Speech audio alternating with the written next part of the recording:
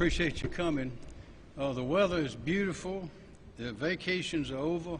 The children and young people are going back to school. There's a lot of activity out there now. People are getting ready to settle back down. And what I wanted to remind people is that if you are going to get a vaccination, now is a great time to do it. While we're getting ready for the fall, a lot of activity going on. Football games are starting again. Classes are starting again. Now is a great time. If you're ready to get that vaccination, go ahead and get it. Now's the time. As you know, Peggy and I and our children are fully vaccinated, and we urge everyone to make that decision. There are plenty of places still open, maybe over 900, close to 1,000. It's free.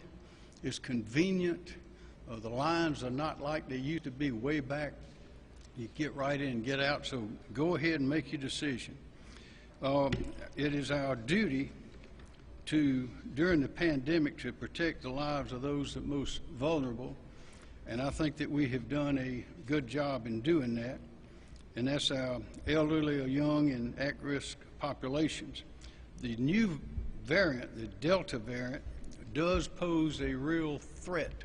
We know that it spreads more easily, but there are some differences between that and the original virus. But shutting our state down, closing schools, and masking children who have no choice, for the government to mask children who have no choice to protect adults who do have a choice, is the wrong thing to do, and we're not going to do it. We're not going to shut our state down as other states did. Mandating masks is not the answer. Personal responsibility is the answer. Common sense is the answer, and we have an abundance of both in South Carolina. I've been vaccinated. I believe that it works. Studies show that all of the vaccines, all three, are highly effective against COVID and the new variant when you've taken both shots, in the case of Pfizer and Moderna, and the one in case of J&J. So I encourage every South Carolinian to strongly consider getting vaccinated. As I've said before, the information is out there. You can't get away from it.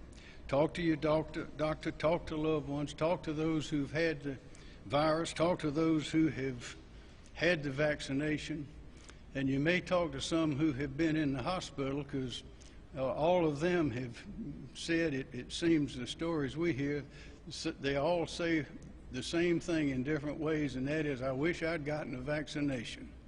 So don't let that happen to you. South Carolina's economy must remain open. That's one difference between the way we did things here and the way they did them in a lot of other places. And our schools must remain open. Working parents cannot stay home with their children every day. They have to work to pay the bills, to feed the families, provide shelter, save for the future and the economic security of the children. If a parent wants the child to wear a mask in school, then that's up to that parent. They can do that. That's their choice. We need to use common sense. State law today prohibits school administrators from requiring students to wear a mask. The General Assembly agreed with my position, and that is, that decision is now up to the parents. Looking just at statistics briefly, although we know that cases are on the rise, they're not where they were a year ago. Hospitals then, we had about 13,000 or so hospital rooms. Back then they were sometimes filled 81%, 79%, and that, as you remember, is when we had the National Guard prepared to augment the supply of those facilities. Today it's about 77 or over 77%, something like that. So it's less than it was then. That's the point. Back then in ICU, we had almost twice as many people with COVID in the ICU units as we do today, maybe not quite that many.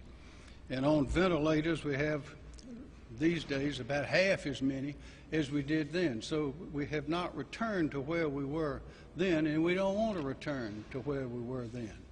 And the way to avoid that is for everybody to be careful. We know, having gone through this for over a year now, we know about the virus. We know it's going to change a little as time goes by, might change a number of times, but we know how to protect ourselves, and we know how to use common sense. So I say again, with school starting, football starting, with people returning from vacations, the weather is beautiful, our economy is doing better here than in a whole lot of other states. Other states are digging out because they closed down unnecessarily. We did not, and because of that, we're growing. Now is the perfect time. If you want to get that vaccination, go ahead and get it. Are there any questions? Governor, there are limited virtual learning options for some students and some of our public schools. Given that we have a teacher shortage right now across the state and not masking has shown in countless studies that there could be outbreaks and transmission, do you not worry about the limited learning options that could shut down schools? No, we have so much money coming into the state for education now. We have plenty of funds to address any shortcomings like that. But we do know this. Of course, if a parent wants to go virtual, then that's up to that parent. But we know that the virtual learning has not worked very well in South Carolina or anywhere else. We know that because of the children being out of school for so long, we know we do not want to repeat what we went through before. There are estimates by educators and others around the country and even around the world who say that there's some children that never will recover in the educational process because of what they went through. That is, taking a year off is highly unadvisable in educating a child, and there's social, emotional problems, all that stem from it. We want to get the children back into school, and we do not want to have a repeat of what we did last year. Do you believe that masking would prevent children needing to go virtual, or give comfort to parents who are worried that their children? I think those questions up to the parents. It's the parents that knows their child, they know the impact this has had on the child, their children, and there's ample information about what the risks are and what the risks are not. And we, by state law, we are not going to have mask mandates in the public schools. You mentioned hospital Jamie? Capacity. There are some hospitals, especially metro hospitals, that are now starting to feel the strain again. Are you prepared to do anything similar to what you did in the past? The numbers, the general numbers are down from what they were before. The numbers last year did not reach what the worst case scenario, which we were prepared for, but it never arrived. And that's because we handled it well, and we'll do it again this time. I mean, but just to be clear, are you planning to do anything on hospital capacity right now? We'll do what is necessary to protect the people of South Carolina. But at this point, it's clear it's not like it was last year. We know how to handle the virus now. It's a completely different situation. Yes, sir. You're talking about the seriousness of the Delta variant. Why aren't you doing the press conference along with officials from DHEC, government officials? Why what? Why aren't you doing this press conference along with DHEC officials? Well, the information I'm giving you has just come off the press this morning from the DHEC officials. On that, DHEC has said that in order to protect children younger than 12, as you were saying, of course, masking would help, as we're not doing masking in indoor settings with little social distancing. Yeah, masking would help, but so would keeping them home. So keeping them in their bedroom and not sending them to school at all. But that's not necessary, and there are negative consequences that come from all of that. There's a way to make our way through this without activating all the negative consequences that we saw last year.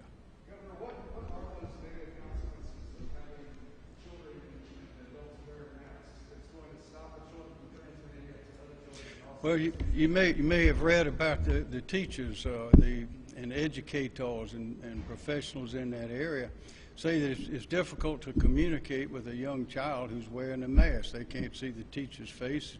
The teacher can't see the children's faces. The children can't see each other's faces. But the question is that necessary to do that, to take that step? And we believe that it is not necessary to take that step, and that's why the legislature passed that law. Yes, sir. Last week, the mayor here in the city tried to amend an active mask mandate for schools coming up in the fall. Is that against state law? And if it is against state law, he says that he believes the courts will uphold that. Is that not going to happen? That mandate, I believe, is contrary to state law.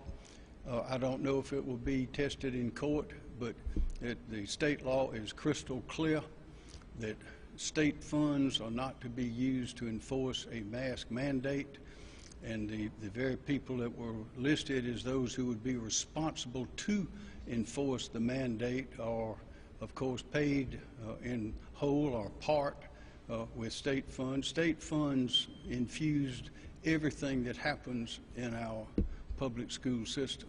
There's no way to get away from it. And whether the masks are provided free or by some other source is irrelevant to the question, because if the enforcement mechanism is present in the school, then that is using state funds to enforce it.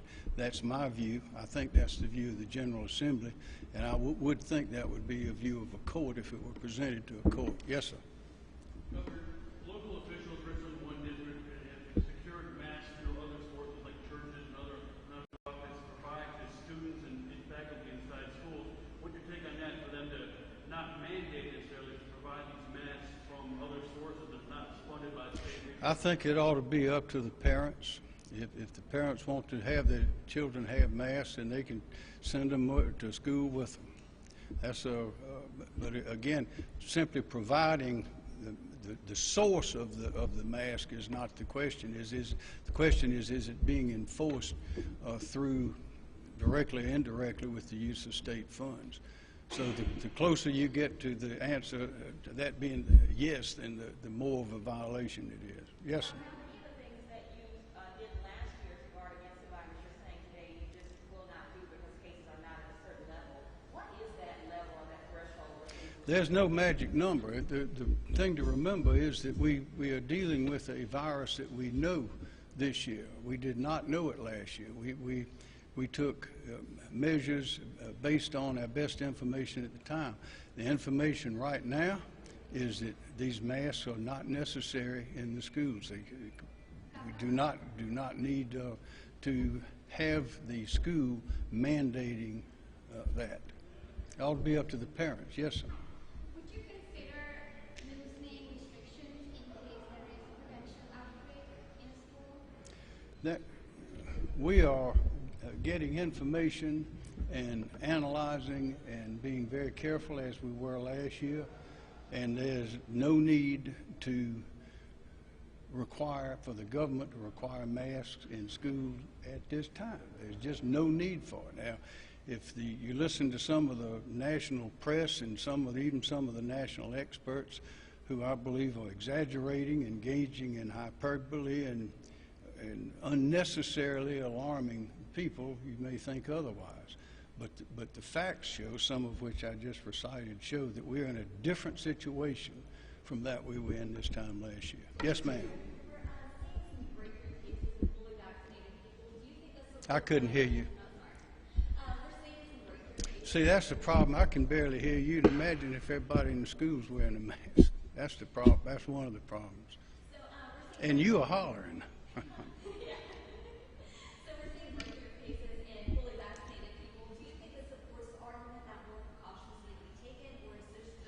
No, that's something we know, that there are breakthrough cases. I think Lindsey Graham was one. He felt like he had a cold. We know that the vaccinations, the statistics, the numbers, any way you cut them, are demonstrate that if you're vaccinated, fully vaccinated, you are in a much better place than if you are not. And the numbers, the vast majority of people who are fully vaccinated have completely different histories and occurrences from those who are not.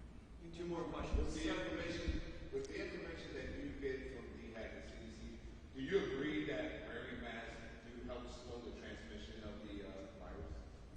Do I agree that wearing a mask? Yeah, do you believe that it plays a part in Yeah, I think the statistics show yes, it does has not much effect or much smaller effect on something coming into your system, but it does retard that going out of your system to someone else if it's someone close by. So, Governor, when it comes to DHEC's own guidance, you mentioned the CDC, but DHEC is recommending masks to make back to school safer.